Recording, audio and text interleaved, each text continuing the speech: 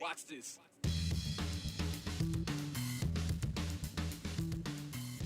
Thank you for joining us for this special edition of the 208. I'm Brian Holmes. You know, we're a history-heavy news show here on the 208. It's a chance for us to get to know Idaho. And over the years, we've done several stories on some of Idaho's most interesting places and, you know, how they got their names. Towns like Bone, Weippe, Dick Shooter. Even the name Idaho was just a made-up word created by a Colorado con man. Today, though, we're headed all over the Gem State to learn more about just some of these places and how you actually say their names. And we start in Idaho's second largest city. The largest city in Canyon County also arose from three guys pooling together just $200 and a little help from the Homestead Act. As was the way in the Old West, the railroad resolved where cities would spring up. And in the early 1880s, the Oregon Short Line was finally finished in southwestern Idaho. It went from Weiser to Wyoming by way of Caldwell and what would be soon known as Nampa, a piece of property in which three men saw potential. James McGee, who lived up the line in Caldwell, got together with Alexander Duffs, a local businessman, and one James Stewart from Portland. And they decided developing another railroad town was a good investment. So in 1885, Duffs filed a claim under the Idaho Homestead Act, and he got 160 acres at $1.25 apiece. On September 8, 1886, McGee and Duffs formed the Nampa Land and Improvement Company, and they filed for incorporation. Those 160 acres were then parceled into lots. However, those lots left little room for vices.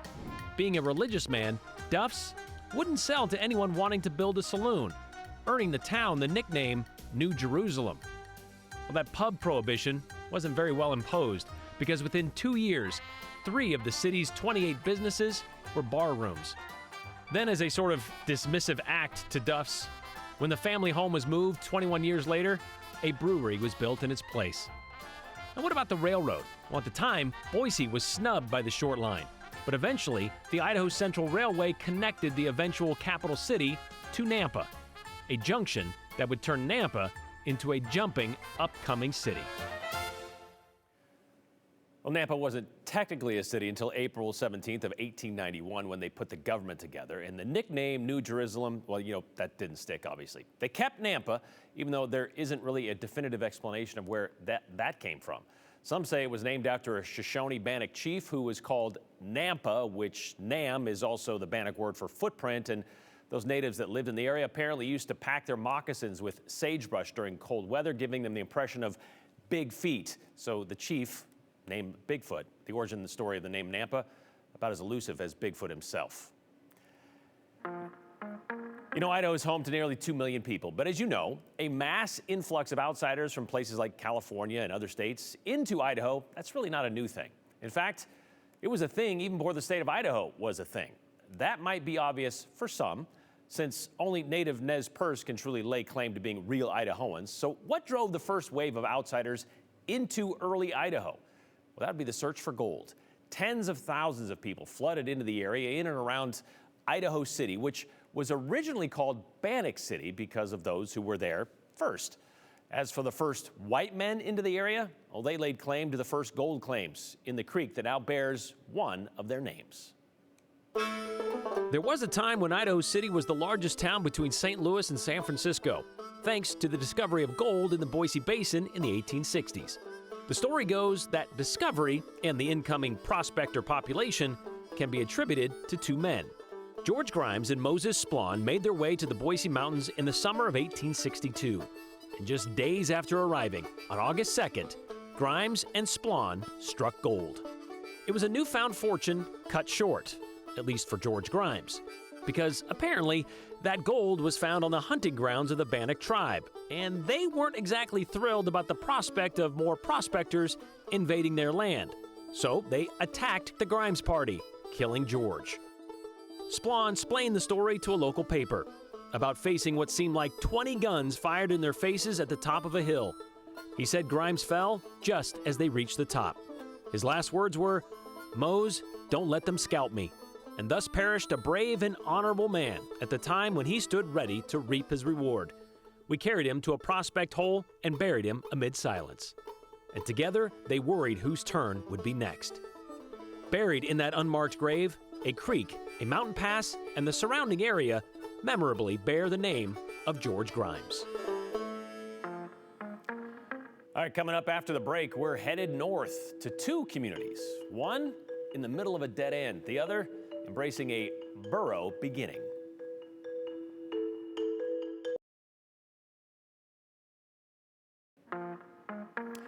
Well, if you ever made the drive from southern Idaho to Moscow or Lewiston, you've likely passed right by the tiny town of Cul-de-sac. It's a dead-end town, but it's not a bad thing.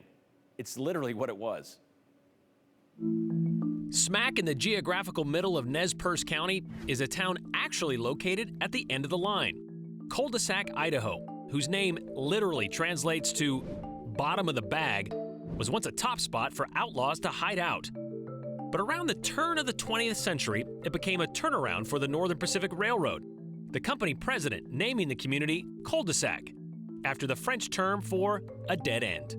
But back then, nothing was more lively than the town's bronco-bustin' 4th of July festivities.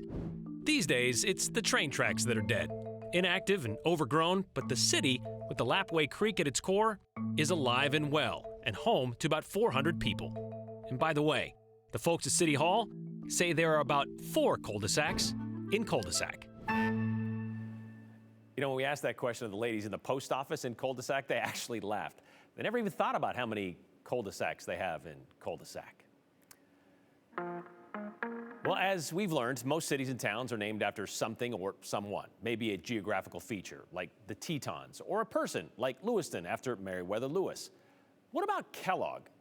About 30 minutes southeast of Coeur d'Alene at the base of Silver Mountain is where Kellogg sits. And if images of Snap, Crackle, and Pop or even Tony the Tiger just kind of slipped into your mind, well, no one would blame you. However, the town is not a nod to the cereal giant. But its beginning and local legacy is a tribute to a beast of burden, believe it or not, which is why this story comes with a warning. Just to let you know, as we get to know more about Idaho, we're about to say jackass like a lot. The story goes, a man by the name of Noah Kellogg came to the area to prospect in 1885.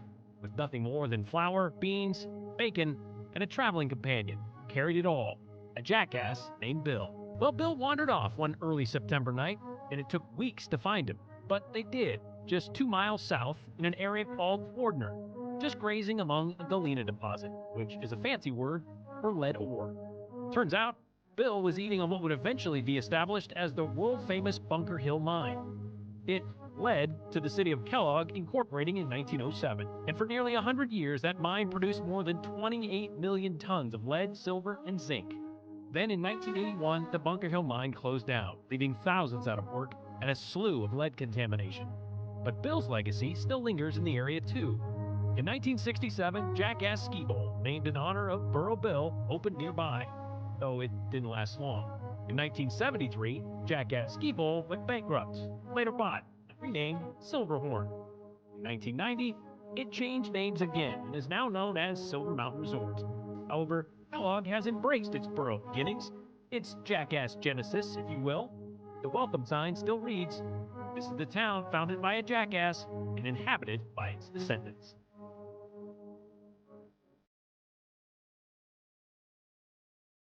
And they can't let go of it either. The Jackass mascot still lives on to this day. The area celebrates their unofficial mascot with the annual Jackass Half Marathon, as well as Jackass Ski Day at Silver Mountain, which is used to commemorate the resort's opening day in 1990. All right, coming up after the break, you've heard of ghost towns, of course, but what about a town that moved itself, building by building, to stay alive?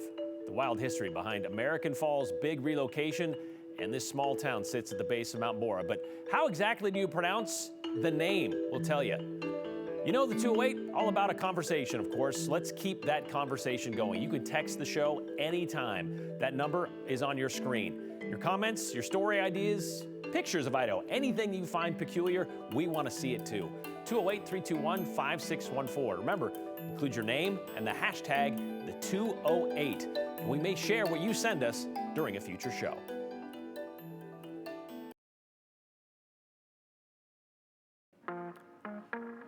Welcome back to this special edition of the 208 where we're getting to know Idaho. You know, there's a lot of southern Idaho cities that would not exist were it not for water, or at least access to it. And some of which, they almost didn't exist because there was too much of it, like Twin Falls.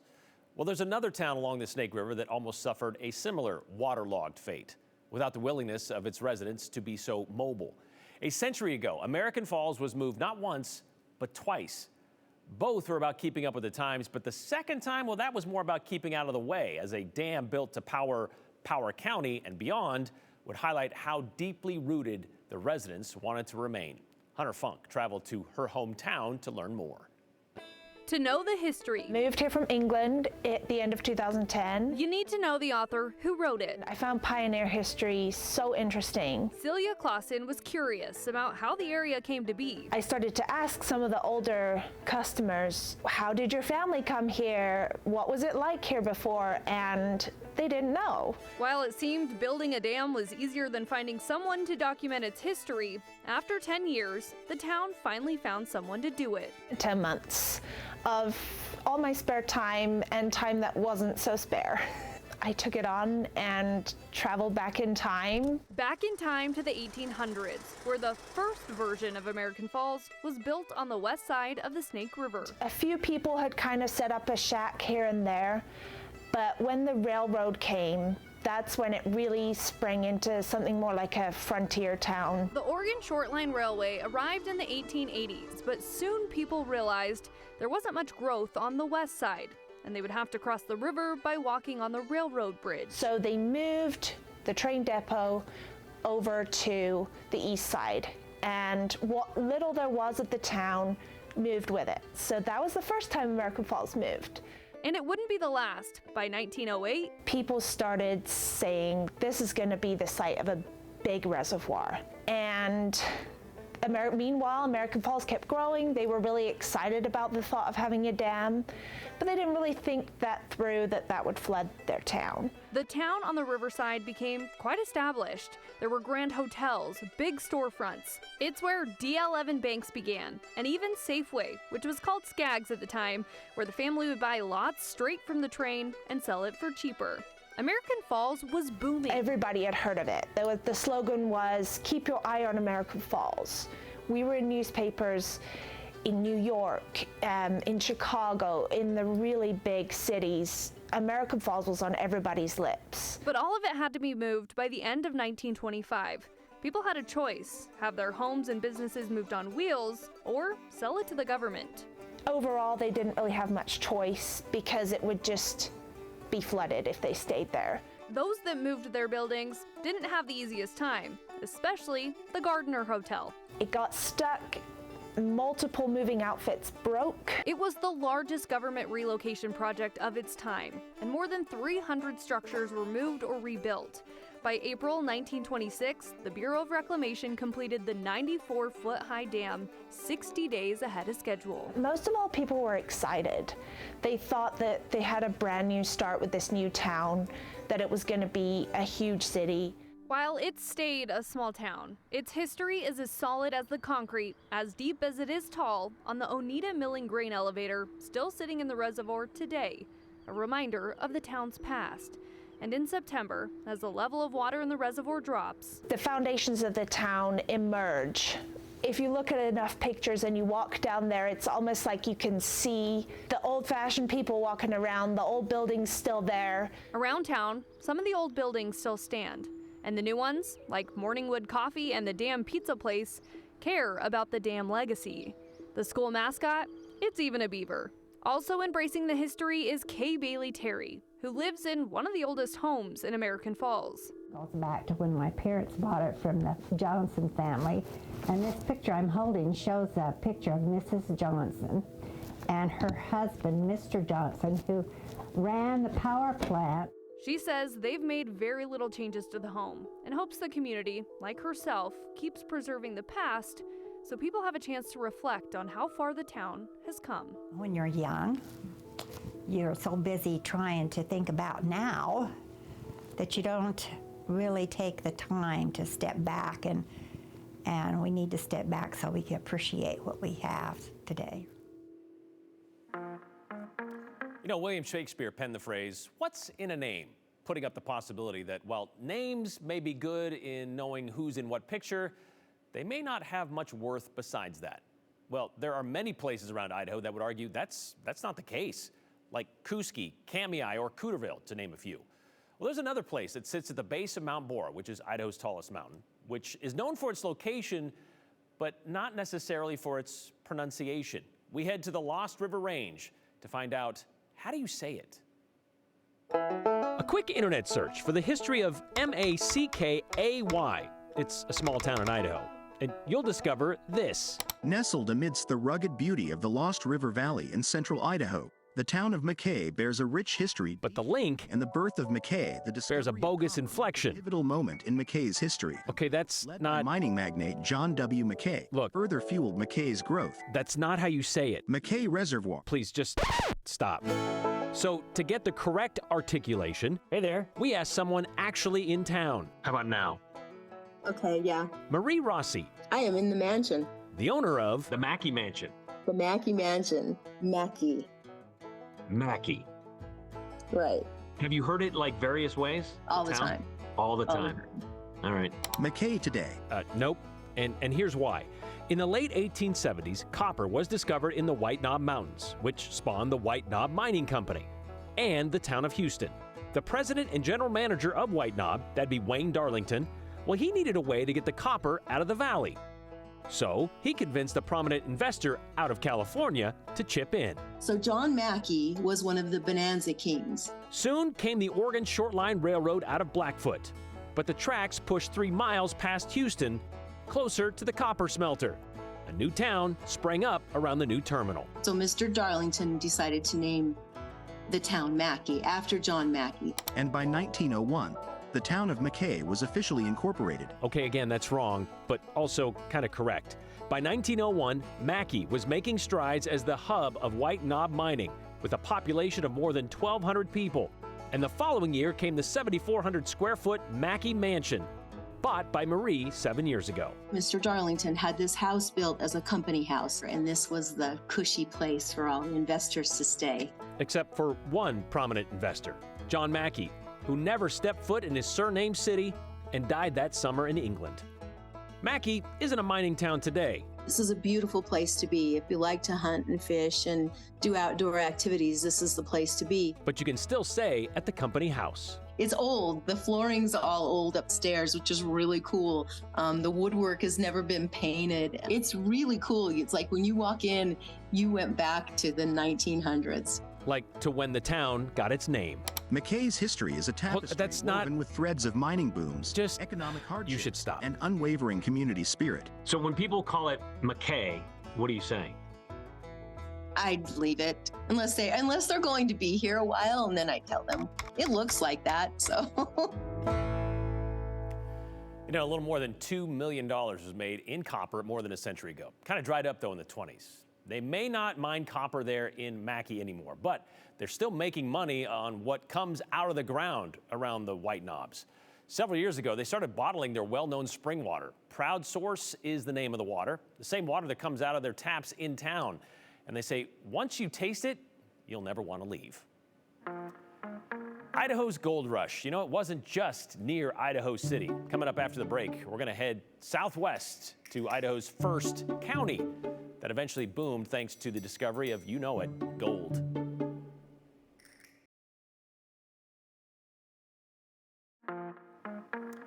You know, one of the most unique names in the Gem State would be Oahe. There's the river, the mountains, the downtown Boise Hotel. We've already talked about how that name came from the phonetic and white man way to say and spell Hawaii, and how it was used to describe the fur trappers who came from the Pacific Islands into the Northwest. Well, Hawaii County was founded more than 160 years ago, all because of one man and his prospecting party found gold in them thar hills. In March of 1863, when President Abraham Lincoln designated Idaho as its own territory, it was already carved up into 5 counties. Shoshone, Nez Perce, Idaho, Boise, and Missoula counties had all been created by Washington's territorial legislature during the previous 3 years. At that time, gold was a big part of Idaho's origin story, with Idaho City on its way to being the biggest city in the Pacific Northwest. Then along came Michael Jordan. No, not that one. this one. Michael Ignatius Jordan and his party of 29 prospectors from Placerville arrived in the southwestern corner of the Idaho Territory in spring of 1863. Jordan even kept a journal of his journey, handwritten in pencil. It says, on Wednesday, August 1863, I paid for 4 pounds of cheese at $5. That's a lot of cheese. That's a lot of cheese, yeah. The cheese would soon take a backseat to another valuable commodity. On May 18, 1863, Jordan and his party found gold in what would become known as Jordan Creek. That was it. News spread like wildfire, and people were all over the place here by the end of the year. Which meant a more focused approach to laws and rules was needed in what would soon be home to some of Idaho's busiest boom towns. So later that year, on December 31st, 1863, Idaho's newly formed territorial legislature lined out Owyhee County from what was once a territory-wide Boise County. And today, Idaho's first county is still its second largest. Well, thanks for joining us for this special edition of the 208. We hope to see you next time as we explore more stories from all across the Gem State. See you then.